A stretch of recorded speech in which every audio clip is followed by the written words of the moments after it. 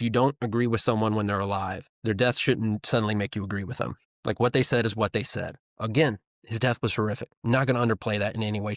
But I can tell you, Charlie Kirk said that certain black women don't have the brain processing power to be taken seriously. It's hard for me to want to honor someone that thinks that one of my daughters doesn't have enough brain processing power to be taken seriously. I can honor the fact that someone was a parent. I can honor the fact that someone was a husband. I can honor the fact that someone was expressing their free speech, but you're not going to make me honor racism. I'm not going to do it. On Trial with Josh Lowry. Welcome to another episode of On Trial with Josh Lowry. We have a great show for you today.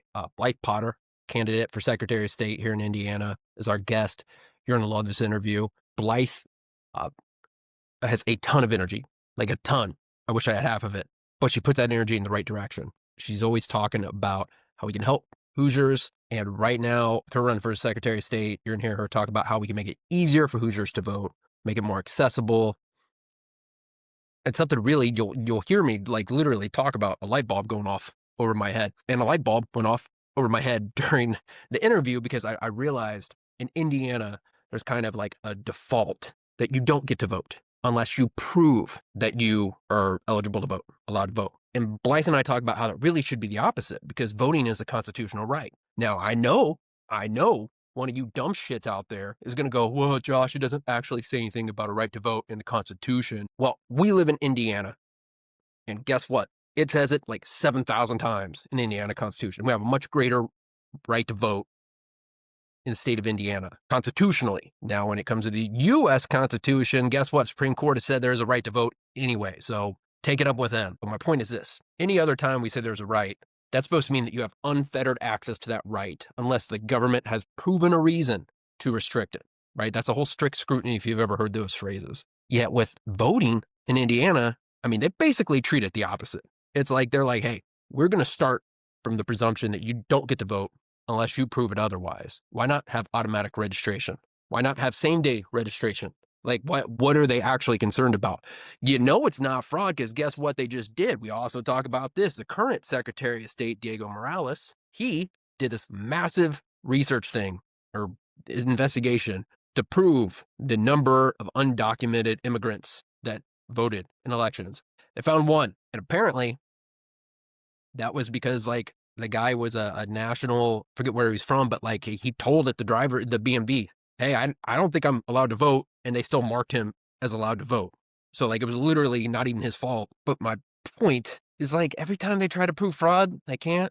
And also in Indiana, if Democrats, we're committing fraud and voting, we're doing a shitty job of it. We keep not doing enough, apparently. That's a joke. Don't take that and cut it out of context. By the way, another side note, you guys need to find that Instagram, the TikTok video where the guy explains what taking something out of context actually is. Because he has a very good point. If you say part of a quote and then you hear the whole quote and it still has the same meaning, then it wasn't taken out of context. You're going to like Blythe.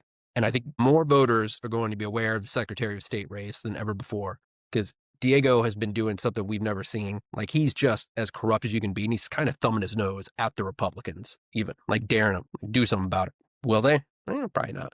But doesn't mean we're not going to call it corruption when we see it. Speaking of calling things out. Any of you that have followed me for a while or gotten to know me know that one of the things that I do is I kind of just talk about things as they come up. I don't really hide from an issue. I'm not a good actor. I can't like think of things to say instead of it. There's a reason I didn't make it in pro wrestling. So some people have said, Josh, why haven't you said anything about Charlie Kirk yet? Well, there's actually a pretty simple reason for that. I've watched the discourse online and there's not actually a conversation being had. There is a group of people, starting with Stephen Miller, and Donald Trump, and J.D. Vance, who already have an agenda that they want to push and they want to prove. And they are taking this and using this tragedy as another way to push that. Because let's be absolutely clear. The killing of Charlie Kirk was horrible. Like no one should die that way. There was also a school shot up that exact same day. Like no one in America should die from gun violence, period. I think so often when we see issues like this gun culture, we always see these Republicans that send out Christmas cards with like everybody holding guns. And we think about it from the fear of, is that creating a culture where my kids are no longer safe? And rightfully so. But I really don't think something that's been thought about is from the right-wing culture is, are we not safe because of that? And what I'm saying is this gun culture in America has made everyone less safe. As far as Charlie Kirk, like him dying was horrific. Like one of the things that especially hit me was I know his kids were there, or at least one of them apparently. And I could tell he's a foster parent. Kids, they don't get over the trauma of losing a parent, regardless of why. And that was the first thing that I thought of when I saw that. And I'm so just sad for his family. And I'm sad for the family of those kids at the school in Colorado that,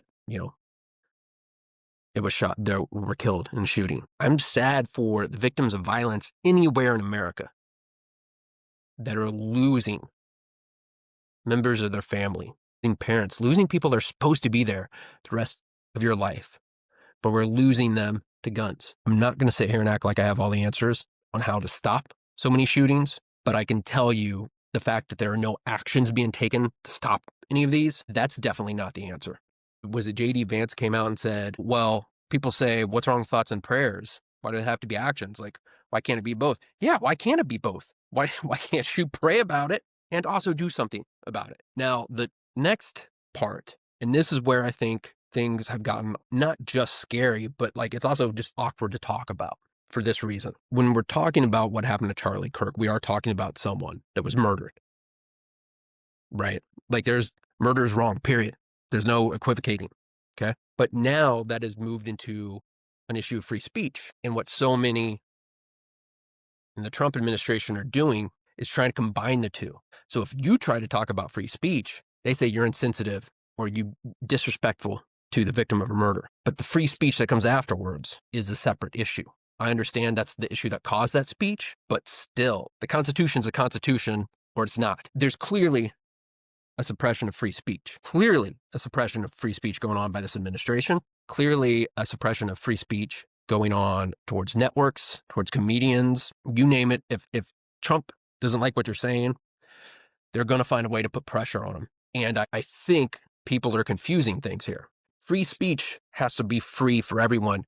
The whole point is, even if you don't like it, and where people are getting this wrong, they're saying, well, look, Trump didn't actually say you have to stop saying this stuff or I'll punish you. No, they use the leverage of the government, whether that was approving mergers or not approving mergers, whether that was threatening licenses or not threatening licenses. Like, I don't know what people think like governmental retaliation or violating the First Amendment was going to be like. Do you think like there was actually going to be some, like a president or a governor actually said, you can't say that? No, it was always going to be some sort of plausible deniability, just like in the mafia, I assume. I actually have no knowledge of how the mafia works. I've just watched movies. But when it comes to the way they're attacking free speech, I don't know how you're not concerned. And the irony of this is I heard so many people, comedians, podcasters, people on Facebook saying that they were supporting Donald Trump because of free speech. A lot of y'all are being awfully quiet now. If you wonder why so often pointing out someone's hypocrisy isn't really effective in an argument, it's because a lot of people know that they're hypocritical and they just don't care. The perfect example, states' rights. We heard so many people claim states' rights when they didn't want to have to follow civil rights laws. But now all of a sudden, when it comes to, not civil rights, when it comes to the military being brought in, all of a sudden they don't care about states' rights. They cared about free speech when they wanted to say certain things. But when it's somebody saying something they don't like, now it's not a free speech issue. And the hypocrisy is so obvious and so clear, I'm starting to realize that a lot of us are kind of wasting our time and pointing it out. You think these Twitter guys don't know that they're being hypocrites? You don't think the voters can look and see? No, in most cases, they're just deciding, okay, of course it's hypocrisy, but which side do I like? Do I want there to be free speech or not? I want this thing said, but I don't want this thing said. That's what they're balancing, right? They're not balancing versus their past statements because they don't care. Another good example, the Epstein files. I mean, Ann Bongino, Ash Patel, basically every Republican had to have those released. And now all of a sudden, they don't need them released? I wonder what's different. Free speech is clearly under attack, but it's not going to be enough for us just to point out that there's hypocrisy. What it's going to take is us pushing on these issues, because right now, the only ones that can actually kind of stand up to them are the ones that they're forcing this on, right? Like, are the media companies. And if the media companies or colleges don't stand up, that's how the dominoes fall, right? Like, as individual, we don't necessarily have the power to fight back against that, but what we do have is to put pressure so that those institutions stand up. But also, you know what a lot of this is? I'm just on like rants today, apparently. This is all we're doing. A lot of this, colleges, corporations, media group, they just want power. Look, we're going to be launching a new podcast soon. I think we're going to call it the Josh Cast. I don't know. Me and my good friend, Josh Andrews. And one of the things he always points out to me is that almost everything, it's about proximity to power or money. And that's so obvious. These media companies wanted free speech until it could affect their bottom line. These colleges wanted free speech until it could affect their bottom line. All these podcasters wanted free speech until it could affect their bottom line. Do you think Steve Jobs ever thought that he'd be going and giving a gold medal to a president? No, but when it affects the bottom line, all of a sudden, okay, I guess he will. Proximity to power, bottom line, it almost always goes back to that. So let me bring this back around. The death of Charlie Kirk and the attack on free speech are two separate issues. I understand that the death of Charlie Kirk has led to this pressing issue on free speech, but to be clear, that issue on free speech has been boiling for a long time, especially since Trump was reelected. And the Trump administration has decided to use the death of Charlie Kirk to push that issue forward. So don't be afraid to speak out in support of free speech, right? Because what they'll try to do is try to undercut you and turn it back to the issue of Charlie Kirk's death. Republicans are masterful, and not just Republicans, really specifically J.D. Vance and Donald Trump are masterful at taking some sort of issue and always turning it back to an issue that is like really hard to argue on. Like the immigration, when you say, hey, I think people should have due process because that's what it says in the Constitution, you know what they're going to do? So you support crime. All right, so now we're not talking about due process anymore. We're talking about crime. See how quick they did that? That's what they're trying to do with the free speech right now, too. When you argue on something, stick to it. I know I'll fall for this, too. It's pretty easy to do. Don't let them pull you away. Focus on your argument. Keep the main thing the main thing. I do want to say one more thing about Charlie Kirk. And again, this isn't really about Charlie Kirk. It's the way that the issues have been dealt with afterwards. I understand that people want to have a moment where we come together in unison against political violence, against gun violence, against any kind of violence. And that's a good cause. But with some of these things, like at the sports events, they're doing like a moment of honor for Charlie Kirk. They're not saying let's stand against violence. They're saying let's do it in honor. And I have a difficult time telling people that they should honor someone that they could not have possibly agreed with. I think one of the most valid things that has been said is if you don't agree with someone when they're alive, their death shouldn't suddenly make you agree with them. Like what they said is what they said. Again, his death was horrific. I'm not going to underplay that in any way, shape, or but I can tell you, Charlie Kirk said that certain black women don't have the brain processing power to be taken seriously. And while I understand what happened to Charlie Kirk was horrific, it shouldn't happen to anyone. It's hard for me to want to honor someone that thinks that one of my daughters doesn't have enough brain power, doesn't have enough brain processing power to be taken seriously. We keep talking about the fact Charlie Kirk was a father. And again, he was. And what happened to him was horrific. I'm saying this for the millionth time. For the rest of us that are fathers, should we be made to honor someone that thought less of our children? This is not up for debate. This is not some sort of dispute where you say, well, no, that's not what, no, listen to what he said in context. I can honor the fact that someone was a parent. I can honor the fact that someone was a husband. I can honor the fact that someone was expressing their free speech, but you're not going to make me honor racism. I'm not going to do it. And what really bothers me about this whole free speech issue right now is when you look through some of the things that these people are being fired for saying. I get, look, if you celebrated the death of someone, that reflects on the company. They have the right to fire you. Like, I hate to, I know people don't, not everybody wants to hear that, but sorry. Like, if I run a company and I have people out there that are basically glorifying violence, no matter which way, right? And I understand people are going to go, well, other people glorified it first. Yeah, they could have got fired for that too. But some of these posts have literally been someone saying, I don't support what Charlie Kirk said. If we're not free in America to say that we disagree with someone's viewpoints, then we don't really have free speech. But if we don't have the freedom to disagree with someone's racism, then fuck free speech. They've institutionalized racism. They've made racism legally binding. And I refuse to accept that. Sure, for anybody that's followed me, notice that I'm probably parsing my words more carefully than I ever have. Because I know how this works. Lightest slip up, And people will take this and they'll run with it and try to use it against me. And I'll try to do that with you, and I'll try to do it with someone else. Don't let that make you scared to not speak up. Let me tell you, as someone that has been in the public eye now for a couple of years and spoken publicly about a lot of things, you probably will screw up. Probably say something wrong at some point. You know what you do? You apologize and you move on. Because there's two types of ways that when you're speaking about something controversial, like it goes from there, right? One is you did screw up and you said something wrong. We're humans. We mess up. When we do, we apologize. But other times, people just don't like you. They're waiting for you to mess up. They were wanting something to take and run off with. That's exactly what we've seen. That's exactly what a lot of these internet people that are always calling for free speech all of a sudden are doing now. They found comedians that they didn't like, and now they're going to take those words and run with it. They were just waiting.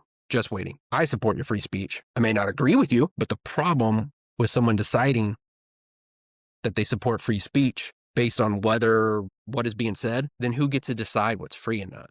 Whoever's president at that point? Is that really the situation we want to get into? No, because we're seeing right now, you may like that when it's your guy in charge, but when it's someone, not just on the other side, but someone as horrific as Donald Trump, this is not who you want deciding what you are allowed to say or not. That was a lot more serious than I expected. I had a bunch of actually kind of jokes written out about a different topic. I'm not joking about death, but that is a topic that has to be addressed seriously and with care. And that's another thing. This will be the last thing. Understand I'm beating a bully pulpit here, but if you want to be in these positions, if you want to be in the public eye, there are certain topics you got to be careful on. I'm not saying speak like a politician, but understand you're walking on a live wire, right? And that's a lot of what these like Fox News people do. They act like that after they say something horrific. Like Brian Kilmeade, the Fox News guy that just said that they should kill the homeless. And he just apologized like it was just a slip of the tongue. How in the fuck do you accidentally say that you're going to kill the homeless? Like what? That's not like I mixed my words up, but they're going to treat that the same way that someone just stumbles over their words and then the don't is in the wrong place of the sentence. So when you're talking about this stuff, be careful. When you're talking about freedom of speech, you got to be careful.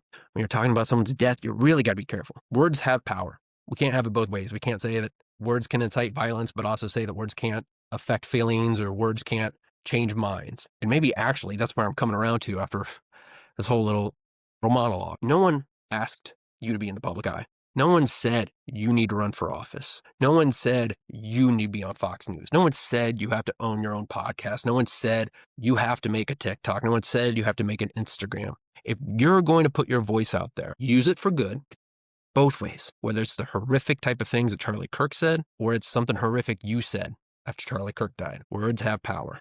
Up next, my interview with Blythe Potter, candidate for Secretary of State. You're going to enjoy this interview. You're going to enjoy Blythe, and thank you for tuning in. I never say this here on Landis Media, On Trial with Josh Lowry. Thanks for tuning in.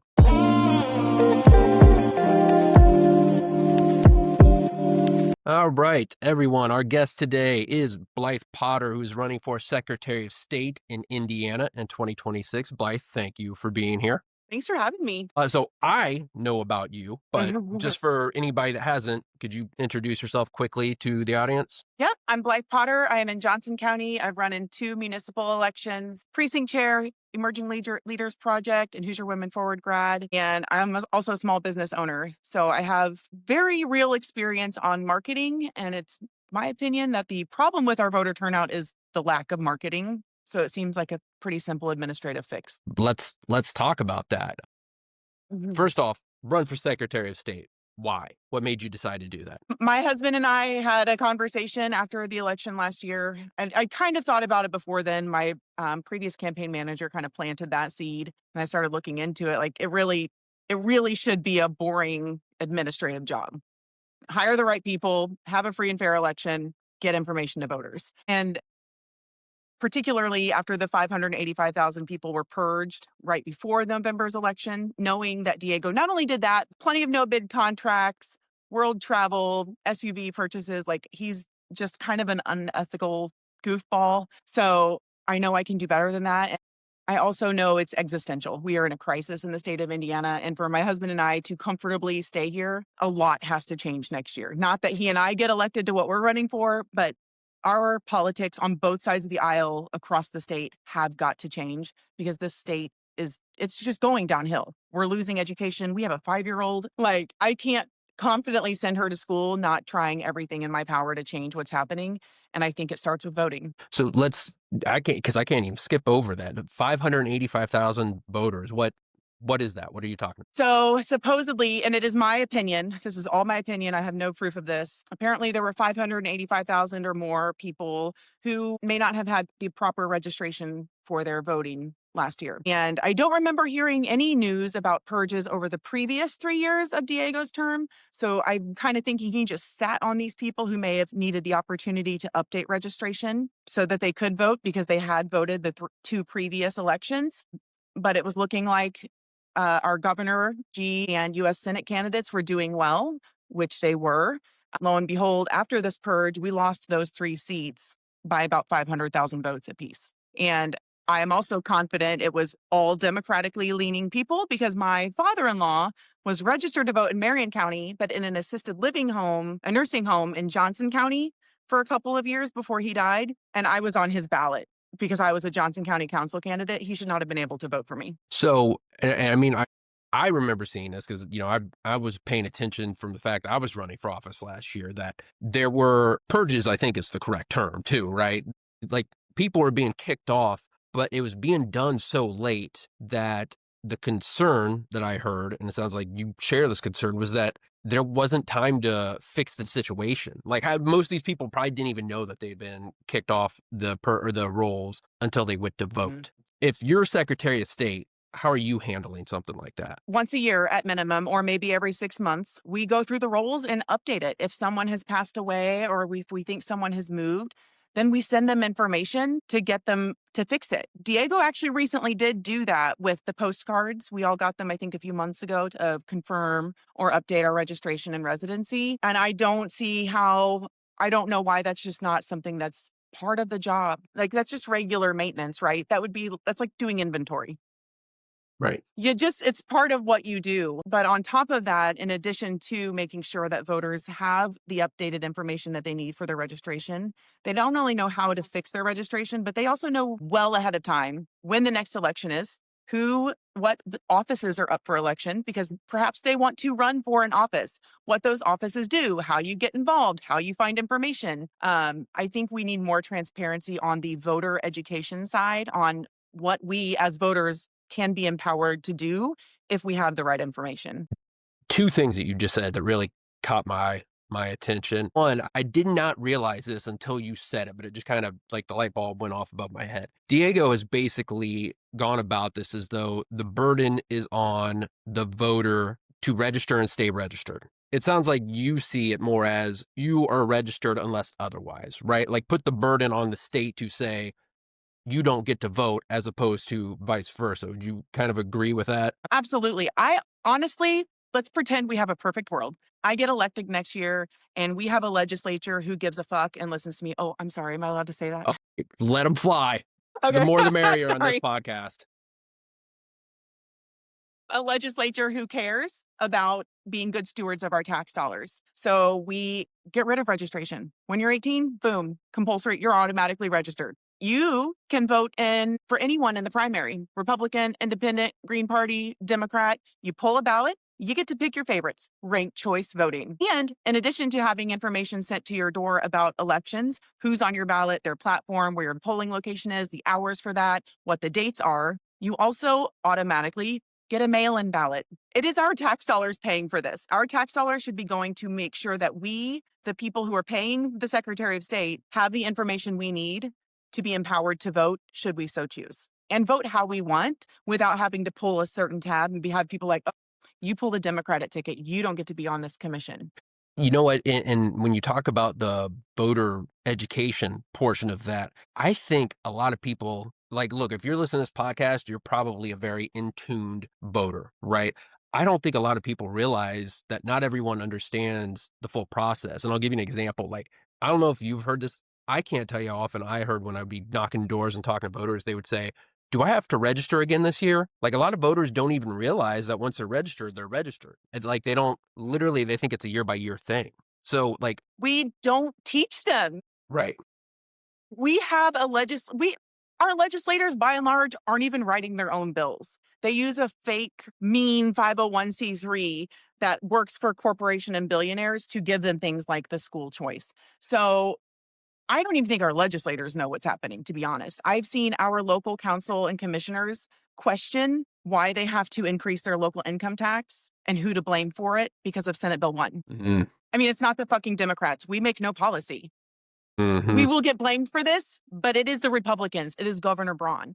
And we need people, in my opinion, like myself and like you, who are just going to give information. If that means I get voted out eventually, fine. I think we should all have term limits anyway. But we need to be inviting people to be part of their civic world. And we have been so shut out. And I think it's just bad propaganda. We're told from a young age, at least I was, we're a Republican state. Your vote doesn't matter. Don't bother with the Democrats. Don't bother with third party, which I think a third party viable option can actually make all of us more accountable for what we're doing, regardless of affiliation.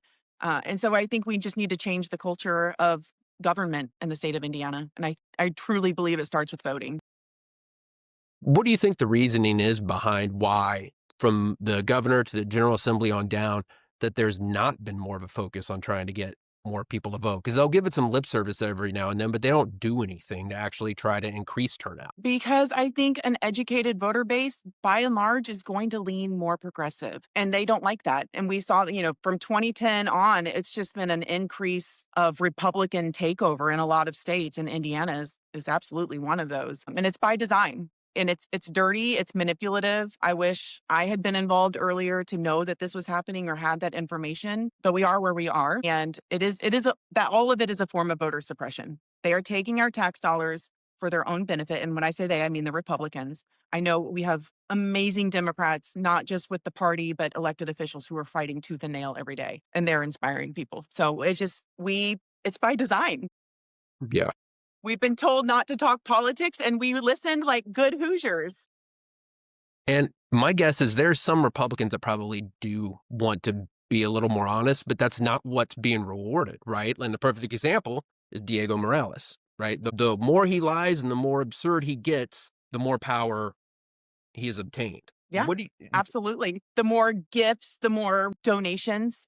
Like the last 4 years has just been one long campaign with the seal of the Secretary of State. But we're seeing it everywhere in the state of Indiana, especially with Diego. But we're seeing it now with what they're wanting to call redistricting, which is really just stealing votes. Governor Braun was quoted in saying something to the effect of, "Well, if we want to stay on Trump's good side, we're going to do it." Okay, that's what we do here. yes, that's how we do this. That's how democracy works. Yeah. Forget Great. about states' rights. Whatever. We the people mean nothing. Yeah. So when you talk about like the gifts basically that Diego's given himself, I mean, we've seen some really nice vehicles. We've seen some trips overseas. He went on a multi-week trip to India, I believe, that nobody still knows what was for or where he was paid. So my question, if you're Secretary of State, what vacation are you going to use the taxpayer fund? I mean, are we talking Hawaii? Are we talking France? Like, there's some great places to go. Where are you going There to are some steal great from to places to go? go. I'll be completely honest with you, Josh. At this point in my life, my idea of a fun vacation is turning off my phone and sitting on my couch for a week. And I love vacations, but also with a salary, I'm pretty sure I can afford it myself. And I also very much expect, if elected, because we will still have toxic Republicans like Braun and Rokita in office.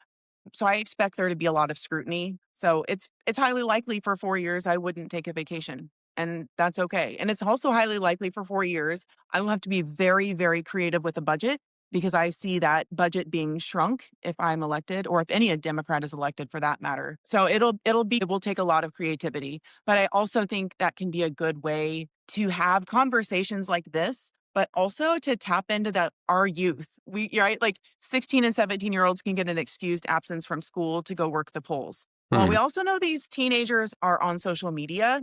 So maybe we do something fun. Like when I was young, we built a new school and everybody in the other elementary schools got to pick a name. And then they picked what their favorite name was. And that person named the school. It was Mary Bryan Elementary, Mary Adams. I don't know. But the point remains valid. For me, that was fun as a child. So maybe we find a way to do that, but with civic engagement.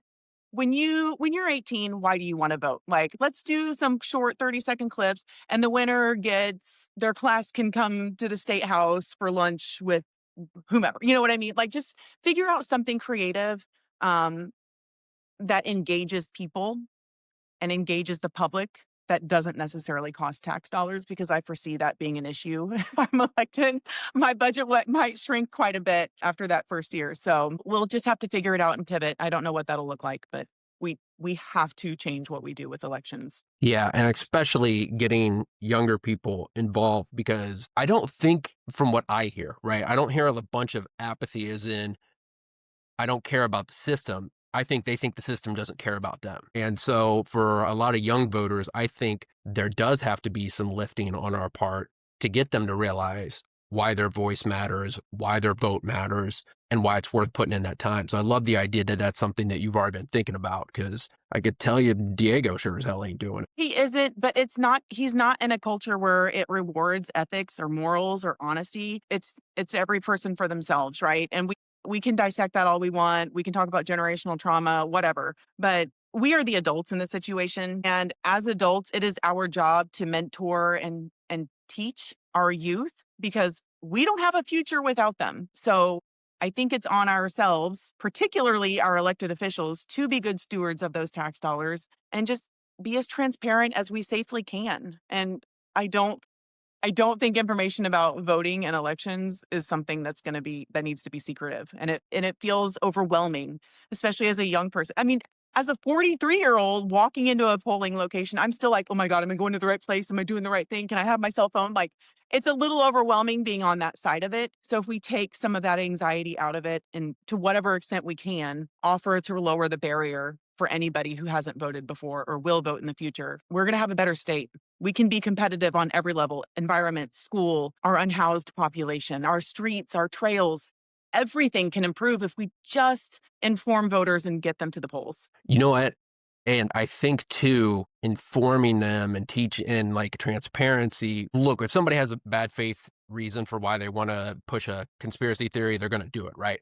But I think for a lot of people, they're more prone to a conspiracy about elections because they don't necessarily know the ins and outs, right? Like, as the Hamilton County Democratic chair now, I'm like having to figure out the poll workers and stuff, right? And I don't think a lot of people even realize that at each location, like, you have a Democratic judge and you have a Republican judge. And like, for there to be an actual election conspiracy, you would have to have both parties working together to do it, even in a Republican run state like this. But I'll bet the average voter does not even know that. Yeah, they don't, because we're not taught. And we need to be inviting people into these spaces, whether it be our local party on either side. Maybe it's a town hall. Maybe it's voter or civic lab, like what Mad Voters is doing. We just need to be better about it. It truly seems so easy. It's almost like they have to try very hard to make it wrong. But I think that's part of that conspiracy. Is we have been told for so long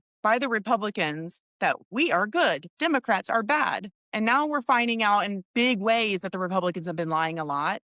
So I'm hoping over the next year or so, people start to understand, okay, if they were lying about what they were going to do with healthcare, if they were lying what they were going to do about Senate Bill 1, perhaps they were lying about Democrats being the devils, right? I'm not claiming to be perfect. I'm not claiming I'm not going to screw up. I will make mistakes, but I can also be held accountable without losing my shit and firing Jimmy Kimmel. Yeah, that shit is crazy, by the way. Like, that is,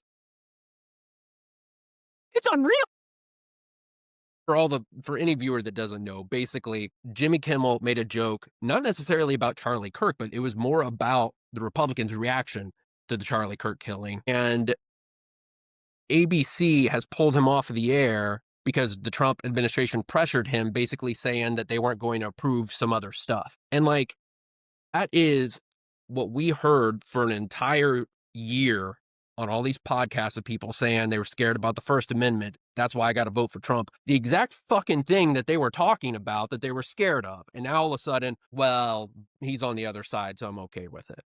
Oh, I don't even know like what to do with that, because I think we're at the point where hypocrisy does not seem to be punished, right? And I just mean, like, No. even from the voters. The voters seem to be like, meh, that's what I kind of expected that. And I think that's a sad state, that they expect so little of our elected officials, that when the elected officials do something that's hypocritical, they don't even give a shit.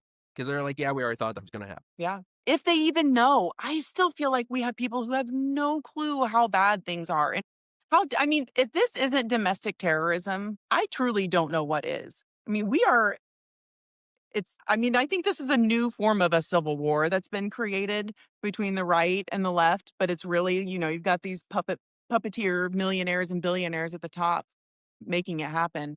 We're in a crisis. I mean, this is so existential. I don't even know what to call it some days or how to even say I feel about it because it is that terrifying. We'll say I don't, and this doesn't make anything sound better, right? But I actually feel like it's less of the left versus the right. And I understand that's the way it's playing out, but you're right when you talk about the puppeteers, right?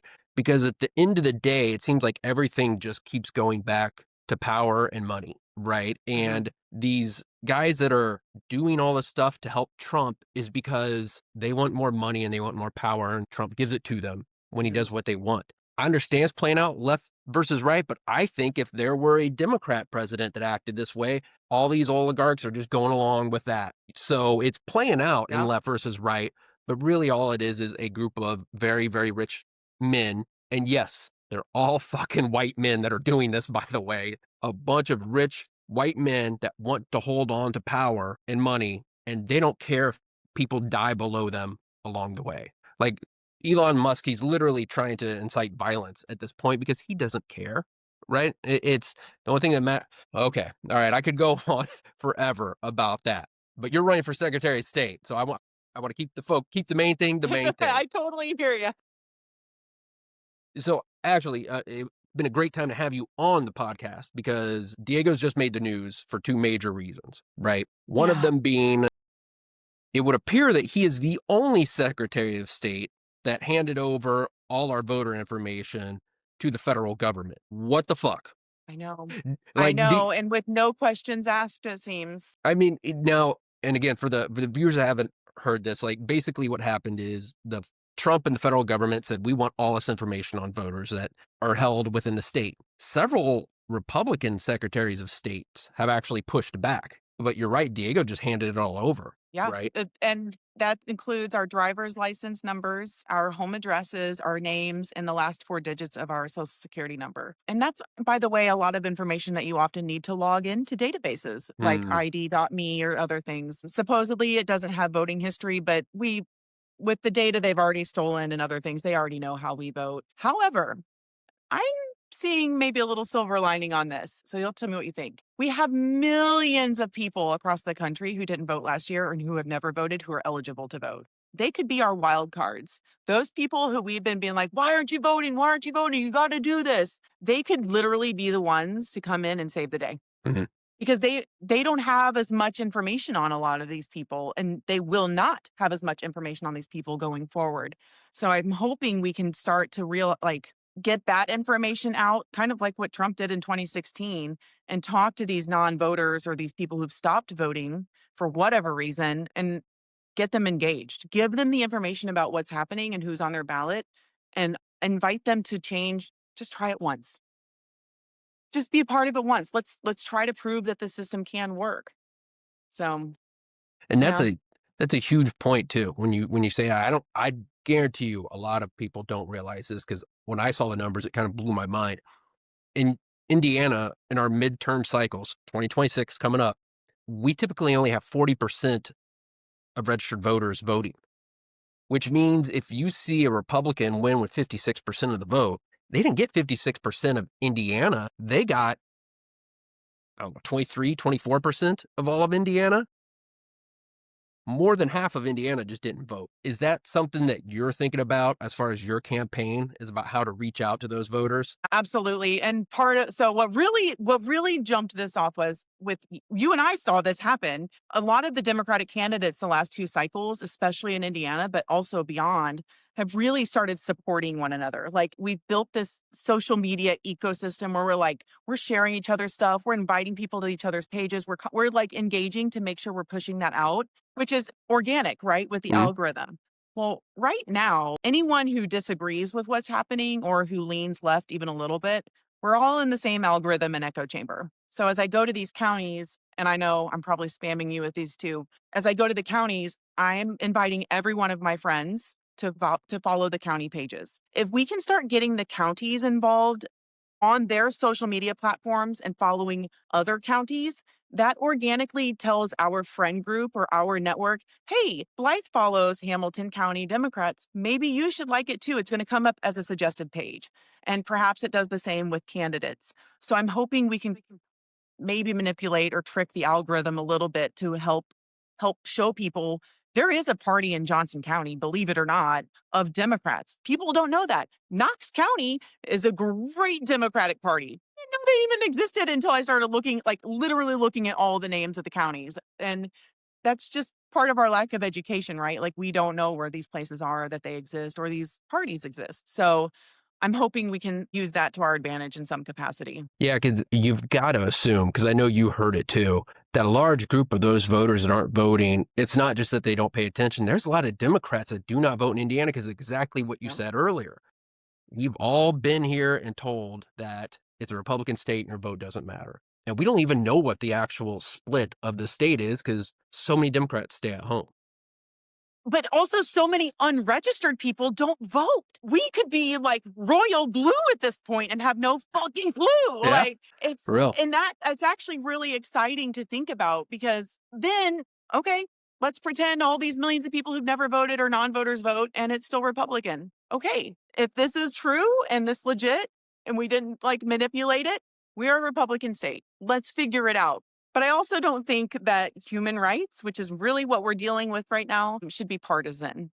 So we've got to find a way to get both sides to agree that like people should have health care and education and a safe housing. Right there with you. Like so many times when I watch your videos or hear you talk, I just hear a lot of what I say. You're less monotone. I've had times where I've been on calls and we're like, "Hey, your speaker's dying." Like, no, that's just what I sound like, guys. I'm sorry. That's it. Um, That's just me. the other the other Diego story, massive investigation to find a massive undocumented voter. It was probably himself. What I think the thing, it doesn't surprise me that they only found one undocumented voter. The thing that surprises me is they're somehow using this to claim victory. Like like, see, I proved it. Literally, no election in Indiana was decided by one vote, No, so it proved nothing. What? and it doesn't even prove the fault of the voter. Like we have no more information than I found one. Okay. That's it. Okay. I can find 100 lying, cheating, manipulative Republicans, Diego. Yeah, well, look, if you're elected, at a minimum, no matter what you do, you would only be the second most corrupt Secretary of State ever in the history of Indiana. I think there's the The benefit bar of is that. so The bar's low. so low. My 5-year-old could walk into office and figure this out better. I truly believe that. And at this point, I almost feel like sometimes he's daring the Republicans to impeach him. But so They won't do it. yeah. So I don't want to take up too much more of your time because I know you're running for statewide office, so you got plenty to do. So I got two last questions for you. One, where can the voters find out more about you and follow your campaign? Yes. My website is blythepotter.com and I'm at Blythe Potter IN on all of the social media apps. I have a separate thing. I'm a chapter lead for an organization called Hoosier Bitches Get Stuff Done. We're guerrilla activists basically, but mostly Indiana's been so active, but we just kind of tag along. But Hoosier Bitches Get Stuff Done.org. I have some merch on there. One of the shirts says Fire Diego again, because he's actually was fired when he worked as an employee of the Secretary of State's office. So anything that doesn't directly involve Secretary of State, I'm going to use those funds to help other candidates and other organizations over the next year. And the shirts that do involve Secretary of State things will help my campaign. But I need lots of money. I'm definitely going to be the underdog in this race. Yeah. Yeah. So everyone go follow Blythe. But one last question for you. Who do you think has the better taxpayer funded luxury SUV? Diego Morales or Micah Beckwith? I mean, Beckwith is driving a Tesla now. Is that right? Is he? Of course. Of course he is. One of them showed up with a Tesla. I remember seeing Rep Gore do a thing on it, but it sounds like probably Diego because he had to get it for his big, beefy security guards. Have you ever heard a guy more insecure in his masculinity No. than Micah Beckwith? I mean, maybe his pants are too tight. It makes him feel self-conscious. I don't know what He's his gonna give problem himself a is. yeast infection. Like he has got those things. He got him a baby gap. He needs to chill out on those We pants. need to do a PSA on that. I mean, he is the definition of gaslighting. I've been in the room with him multiple times for his town halls, and they are so good at cherry picking information and lying about it, which, by the way, Diego is doing on his public tour for these wanting to change voting locations to vote centers and moving municipal elections to presidential years. They're cherry picking data. Mhm. They're omitting data. And that's like exactly what Micah Beckwith does, but mostly with the Bible. Like it's gaslighting to the point where I listen to it. I'm like, he's saying this with a straight face. Am I the crazy one here? Like, what? Literally gaslighting. That's it. Yeah. He is. It's insane. There are no words. He's horrible. The worst. And the best we can hope is that in 2028, he's not reelected in any way, shape, or form. But before that, hopefully in 2026, Diego is also not reelected in any way, shape, or form. So everybody, please go follow Blythe, support her candidacy. And Blythe, thank you for being our guest today. Thanks for having me. I appreciate you. All right. Thank you. Thank you. On Trial with Josh Lowry.